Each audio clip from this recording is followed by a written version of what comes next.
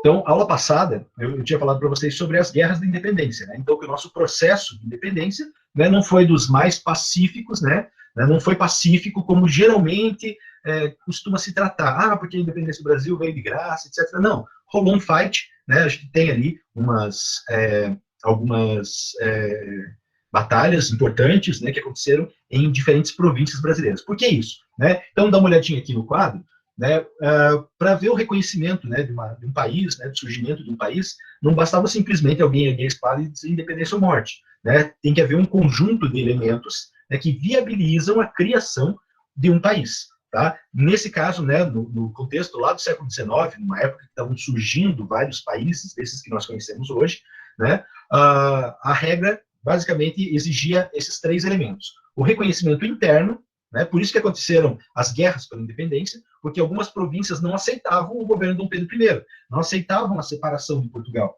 Né? Então houve uma série de guerras, de batalhas, né, até que acontecesse o reconhecimento interno, né, o reconhecimento entre a própria população brasileira, né, que a respeito da existência do Brasil. Tá? Havia necessidade de um reconhecimento externo, também comentei com vocês sobre isso ao passado. Né? Outras nações, outros países independentes tinham, e de preferência as maiores potências da época, né, tinham que reconhecer a existência daquele outro país. Né? Então, nesse contexto, houve todo aquele processo, né, de Portugal, que demorou para reconhecer a independência do Brasil. O Brasil teve que pagar uma indenização, mas não tinha dinheiro para pagar, então pegou dinheiro emprestado da Inglaterra, cerca de 2.000 libras esterlinas, emprestou dinheiro da Inglaterra, pagou para Portugal. Portugal fez o que com esse dinheiro? Tinha uma dívida com a Inglaterra, devolve esse dinheiro para a Inglaterra. Né? Ou seja, o dinheiro circulou, caiu no bolso da Inglaterra, o Brasil ainda ficou devendo até as cuecas. Então o Brasil já nasce devendo. Né? Parece nós, brasileiros, né? Somos Brasil, né? A gente já nasce devendo imposto, devendo tudo, é uma lasqueira só. Né? Então, esse é o início. E outra questão bem importante, né, para a existência de um país é a existência de uma Constituição. Sempre foi assim? Não, nem sempre. Mas essa era a onda do momento, da época, do século XIX. A gente vai ver isso com mais detalhes no bimestre que vem, mas o liberalismo, né, que era a filosofia política e econômica que estava crescendo na Europa nessa época, né, existente nos Estados Unidos também, o liberalismo ele previa que cada nação, cada país deveria ter uma constituição que regrasse, né, as suas ações. Né? Como que era antes? Antes era o absolutismo. Antes era o rei, né, a vontade do rei era o desejo da nação. Né? O que o rei determinava era a lei. Né? Nada havia acima do rei. Lembram disso? Né? Após a Revolução Francesa, isso daí muda completamente. Né? Na Europa já tinha acontecido, na Inglaterra, né, isso. Né? Os Estados Unidos já nascem dessa forma. Né? Pode ver que quando a gente vê a independência dos Estados Unidos, junto a essa independência dos Estados Unidos, tem a elaboração da Constituição norte-americana. Né? Então, isso era uma condição para a existência de um novo país. Tá? E aí, esse é o nosso assunto de hoje, o nosso principal assunto de hoje, que é a nossa primeira Constituição, a Constituição que saiu em 1824. Mas uma Constituição ela não nasce pronta. Né? Pelo menos não deveria. Então, é todo um processo de criação dessa Constituição. Em primeiro lugar, quem é que escreve uma Constituição? Tá? No nosso caso aqui, foram os deputados escolhidos ali pelo Dom Pedro, que estavam às voltas, né, de Dom Pedro, né, que formou ali uma Assembleia Constituinte, em 1823, um ano antes. Né? Então, se formou uma Assembleia Constituinte. Qual era o objetivo daquela Assembleia? Criar uma Constituição. E aí foi o pessoal tudo empolgado, opa, vamos fazer uma Constituição, vamos criar um país. Né? Veja que legal. Né? Você tem a chance, você tem nas mãos, né, o poder de criar um país no formato que você sonha, que você imagina. E aí, obviamente, cada grupo, né, puxou para os seus interesses. Né? Nós temos aqui basicamente duas forças políticas, né? A dos brasileiros, né, a elite brasileira, lógico que já falei isso outras vezes, vai se forçando, lógico que não era o Zé das Couve ali da esquina, né? Não era uma pessoa qualquer, eram membros da elite, eram os caras que tinham mais dinheiro no Brasil. Tá? E os brasileiros dessa elite, né, a maioria deles eram fazendeiros, ou ligados a fazendas, né, de cana-de-açúcar, algodão, tabaco, enfim, as maiores produções, né, eram esses homens que formavam a elite brasileira. Né? Do outro lado, ainda existiam portugueses aqui no Brasil, né, e que tinham sua participação na política. Né? Afinal, o maior deles era o próprio imperador, que era um português. né? Então haviam ainda os portugueses, nem todos foram expulsos do Brasil, só aqueles que se manifestaram contrários a Dom Pedro, né? E aí aconteceram as guerras. Mas aqueles que se aliaram a Dom Pedro continuaram aqui e continuaram participando das decisões do poder, né? A maioria desses portugueses que estão aqui, eles são comerciantes, né? Fazem esse comércio Brasil-Portugal, Brasil-Europa, né? Que era extremamente lucrativo. Tá? Quando Dom Pedro inicia os trabalhos da Assembleia, né, declara aberta a Assembleia Constituinte, ele, no seu discurso, ele profere essa frase aqui, olha, quero uma Constituição digna do país e de mim. Né? O que ele está querendo dizer com isso? Aqui tem até essa charge que está ilustrando mais ou menos essa ideia. Né? Que ele tinha pretensões que a Carta, né, que a Carta Magna, que a Constituição, desse amplos poderes para ele. Porém, esse não era o interesse da maioria dos deputados, brasileiros, principalmente. Né? O que esses deputados brasileiros queriam? Eles queriam uma maior autonomia das províncias, onde eles tinham lá sua fazenda, onde eles tinham seus negócios. Tá? Então, esses brasileiros, eles foram muito influenciados pelas ideias liberais que estavam em voga na Europa. Né? E o que estava acontecendo na Europa? Na Europa estava acontecendo o seguinte, derrubava-se o rei, ou esse rei perdia aquele poder absoluto, quem mandava no país era os deputados, era a burguesia local, né? E o rei era meramente uma figura ilustrativa, como estava acontecendo lá em Portugal, como acontecia na Inglaterra, como acontecia em vários outros países europeus. Eram as famosas monarquias parlamentares, ou monarquia constitucional, onde existe um rei, mas quem manda de fato é o parlamento, quem manda de fato é a Constituição. Era isso que essa elite brasileira pretendia colocar aqui no Brasil, manter a monarquia para manter seus privilégios, manter a unidade, porém eles queriam ter mais autonomia, mais poder de participação nas ações do governo. E não era isso que Dom Pedro I tinha em mente. E aí começa, presta bem atenção aqui, gente, que nesse momento que começa a haver uma mudança na visão a respeito de Dom Pedro I. Dom Pedro I, que até aqui era o herói da independência, era o herói dos brasileiros, ele foi chamado pelos portugueses de brasileiro, né? Lembrando que isso, na época, lá em Portugal, era quase que um xingamento. Né? Então, eles queriam xingar alguém, eles xingavam de brasileiro. Né? Essa partícula final, eiro, né? É alguém que faz alguma coisa. Na época, estava associado aos traficantes de navio negreiro, açucareiro. Né? E assim tinha os traficantes de pau-brasil, que eram chamados de brasileiros. Tá? Então, tem uma conotação pejorativa aí nessa expressão brasileiro. Né? Pode ver que outras nações não têm esse eiro no final. Né? O português é português, o inglês é inglês, o estadunidense é estadunidense, o colombiano é colombiano, só o Brasil que é brasileiro. Né? O argentino, o uruguaio, né? O paraguaio. Né? Prestem atenção nisso. Né? Se tiver outro eiro aí nos países, vocês me falam depois, se alguém encontrar, se alguém lembrar. E aí a gente vai tentar descobrir por quê. Mas, seguindo aqui, então, esse era o projeto da Constituição, né? Uma Constituição feita pela elite brasileira para a elite brasileira. Tá? Então, eles defendiam a descentralização do poder, prestem bem atenção nisso, porque isso vai ser o debate de praticamente todo o século XIX, descentralizar o poder, né? E adotar aqueles princípios liberais, né? De liberdade de comércio, liberdade de expressão, liberdade de ação para os negócios. Tá?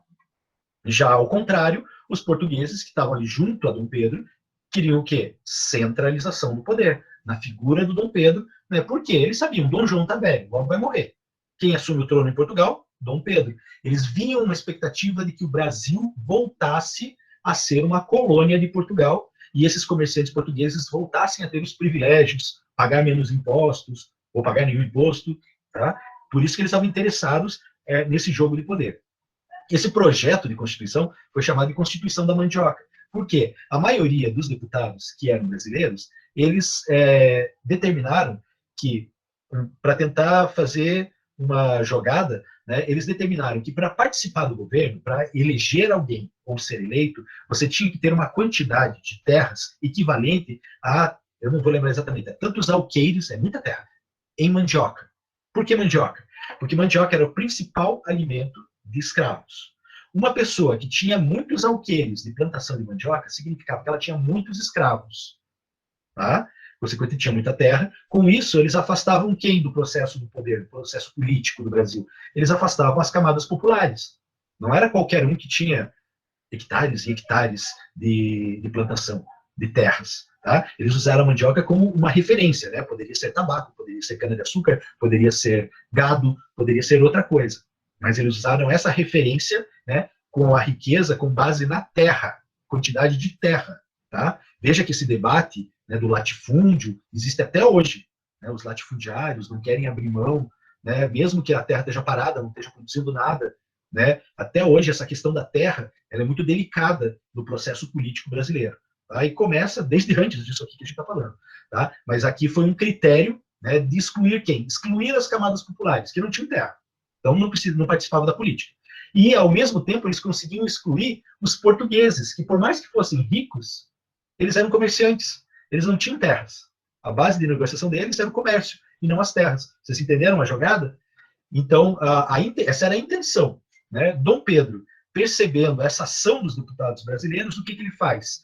Em novembro de 1823, ele fecha a Assembleia. Fala, parou, acabou os trabalhos, vocês não estão fazendo uma Constituição digna de mim. Né? E aí, ele fica com apenas alguns deputados ali dentro, trabalhando na Assembleia, para elaborar uma Constituição, que vai sair no ano seguinte, a famosa Constituição de 1824, a nossa primeira Constituição. Ela é uma Constituição que nós dizemos que ela é outorgada, ou seja, ela é imposta, ela é colocada de cima para baixo, ela não é elaborada pela população, pelos representantes da população. Né? Ela não é promulgada, ela é outorgada. Tá? Então, significa que ela é imposta. Tá? E as características são basicamente aquelas lá que nós vimos da proposta do projeto. Ela continua sendo elitista, com a diferença que agora, ao invés dela ser descentralizadora, essa Constituição aqui vai valer, ela é centralizadora. Tá? Como que eu percebo isso? Vejam só, mantém o catolicismo como religião oficial, tá? Então lembrar que durante o Império, o catolicismo é a religião oficial no Brasil. Quer dizer que não podia ter outra? Podia, mas não podia se manifestar. Tá? Então, por exemplo, se viessem os protestantes, como vieram, né, protestantes para o Brasil, eles podiam ter sua igreja? Podiam. Tá? Mas não podiam fazer cultos em praça pública e não podiam sair por aí fazendo pregação para qualquer um. Tá? Eles tinham que ficar lá dentro da igreja deles, seguindo a fé deles. Não podiam ser enterrados nos cemitérios católicos, né? Eles não, e eram os únicos que existiam. Por isso que até hoje, né, a gente vê assim, alguns cemitérios, como cemitério protestante, cemitério israelita, né, porque nos cemitérios que eram organizados pela Igreja Católica, quem era de outra religião não podia ser enterrado ali. Tá? Então, o catolicismo é religião oficial. E aí, aqui que está o pulo do gato. Né? O mundo inteiro, né, estava trabalhando com aquela ideia que vinha lá do iluminismo, do Barão de Montesquieu, da existência de 3 poderes. Né? Executivo, legislativo e judiciário, porque o poder não ficasse nas mãos de uma pessoa e essa pessoa controlasse tudo. Então, os 3, um fiscalizaria o outro. Né? Mas aqui no Brasil, nós aplicamos os 4 poderes. O executivo, o legislativo, o judiciário, né, que eram os conhecidos, mas no Brasil nós vamos ter o poder moderador, né, que era um poder, né, que cabia ao imperador, né, que estava acima dos demais. Tá? Ou seja, né, não havia necessidade de ter outros, porque Dom Pedro centralizou o poder na figura dele. Ou seja, se alguma ação do legislativo não estivesse de acordo com Dom Pedro, ele cancelava. Se alguma decisão do judiciário não estivesse de acordo com Dom Pedro, ele cancelava. Isso demonstra a face autoritária de Dom Pedro. Isso vai fazer com que essa figura, essa imagem de Dom Pedro I, vá se afastando cada vez mais da ideia do herói e ele passa a se tornar, ser visto pela população como um tirano. Né? As características do voto ainda são conforme aquele projeto, né? Ele é censitário, ou seja, um voto por renda. Só vota quem tem muita grana, né? Que prova isso, que tem quantidade de terras que o capacita para votar. Isso é voto censitário, voto por renda. Tá? O voto é aberto, ou seja, você fala para quem você vai votar. O teu voto não é secreto ainda. Tá? Isso vai gerar uma série de problemas aí mais para frente que a gente vai ver. E o voto ele é indireto, ou seja, o voto ele é indireto e você escolhe os representantes do legislativo. Como eu falei para vocês, se o imperador quisesse, ele fechava o legislativo. Então, praticamente servia para nada. E ele é masculino. Embora não estivesse na Constituição que era proibido as mulheres votarem, né, nós estamos numa sociedade machista, né, extremamente machista, em que as mulheres não tinham voz.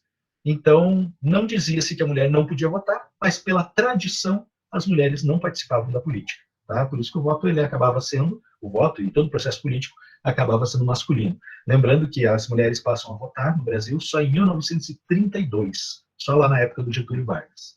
Tá? Então, assim configura o autoritarismo de Dom Pedro I, né, que vai ser agravado, né, com uma revolta que acontece mais uma vez em Pernambuco. Lembram lá? Revolução de 1817 em Pernambuco.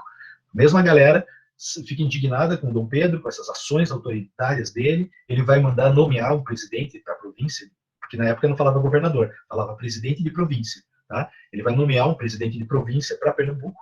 O povo de Pernambuco não vai aceitar e vai rolar um fight lá, a ponto que eles vão, mais uma vez, se separar do Brasil e formar uma confederação, uma reunião de territórios independentes, né? Por isso confederação, eles são independentes, é diferente de federação. Federação tem uma unidade. A confederação, cada unidade é independente, é autônoma, né? Formada por Pernambuco, Ceará, Rio Grande do Norte. Como eram as províncias que estavam lá próximas à linha do Equador, o nome do movimento passou a ser chamado de Confederação do Equador, e eles deram nome ali ao seu país, né, que eles queriam se separar do Brasil. Tá? Esses são os principais líderes, né, o Cipriano Barata, o Frei Caneca, são figuras históricas importantes, né, que vinham com as ideias liberais, né, de tudo que estava acontecendo na Europa, e queriam aplicar aqui no Brasil. Né? O Cipriano Barata era um médico, né, que escrevia para um jornal local, e através do jornal ele conseguia chamar as pessoas, né, para apoiarem as ideias dele. Frei Caneca, Frei, né, padre, né, também estudou e conheceu as ideias liberais e queria trazer elas aqui para o Brasil. Aí inicia o movimento, né, esse movimento, essa revolta, eclode em 3 de julho de 1924. Alguns dias depois, Dom Pedro manda tropas. Como eu falei para vocês, o Brasil não tinha exército, né, regular, então o Brasil tinha que contratar mercenários, né, contratar pessoas para lutar. O exército brasileiro era muito pequenininho, né, poucas pessoas, então Dom Pedro gastou, lembrando que o Brasil já não tinha dinheiro, então Dom Pedro gastou um dinheirão para contratar soldados para acabar com essa revolta lá em Pernambuco. Né, eles fizeram uma limpa, né, lá e mataram a maior parte das pessoas que estavam apoiando o movimento, os principais líderes, né, tem até essa situação aqui do Frei Caneca, né, o Frei Caneca, como padre, pároco que era, né, ninguém, ele foi preso, mas ninguém queria executá-lo, né, por conta de superstição, não, imagina, vou matar o padre, né, aí não tinha carrasco para matar ele, então Dom Pedro dá ordem para que ele seja fuzilado, né, então eles colocam uma sequência de soldados, né, que vedados, né, com os olhos cobertos, e colocam ele num paredão e atiram para que ninguém soubesse quem foi que matou o padre. Tá? Isso vai pegar muito mal para a imagem do Dom Pedro. Né? Os gastos, a violência, a truculência com a qual o exército brasileiro e de mercenários invade Pernambuco, né? Lembrando que nessa época aqui entra em cena uma figura chamada o brigadeiro Francisco Lima e Silva, o pai, né, do futuro Duque de Caxias, um grande herói do exército brasileiro, da Guerra do Paraguai e tudo mais. Então, assim, algumas figuras históricas começam a aparecer aqui, e as principais consequências, né, desse movimento, né, é que a crise política aumenta, essa tensão contrária a Dom Pedro I, né, então aquela elite que antes fez questão que Dom Pedro ficasse, essa elite agora está desconfiada de Dom Pedro, né, porque ele, a gente vai ver aí na próxima aula, o Dom João VI vai morrer em 1826, se não me engano, 1826, acho que morre Dom João VI, e aí Dom Pedro I é o herdeiro do trono. A consequência direta disso é o quê? O Brasil ser governado pelo mesmo rei de Portugal, né? O Brasil voltaria a ser uma colônia. Isso vai incomodar essa elite, e essa elite começa a pressionar Dom Pedro, né, que vai acabar, a gente vai ver lá na frente, que vai acabar abdicando, né, deixando o trono brasileiro para o filho dele. Tá? Então, toda essa tensão, né, começa a acontecer a partir aqui desse problema, da Constituição de 24, da Confederação do Equador, né, e algumas outras ações que vão acontecer aí na sequência e que vão levar Dom Pedro I a abdicar, né, a desistir do trono brasileiro. Mas daí isso daí é conversa aí para nossas próximas aulas. Beleza, gente? Tranquilo até aí? Tranquilo, professor. Faça uma